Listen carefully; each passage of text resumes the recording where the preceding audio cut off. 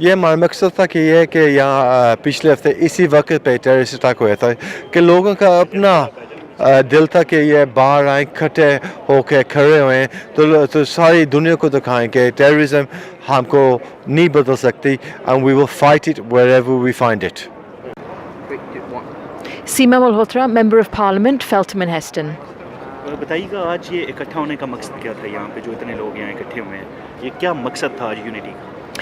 This is a very important moment now. Everybody coming together, all backgrounds, all races, all nations, saying we condemn the terrorism that happened last week. We stand with the victims.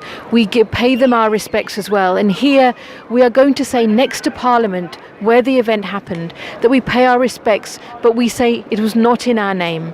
This has been very important today. And as members of Parliament here as well, we are here sharing the grief with all the members of the public.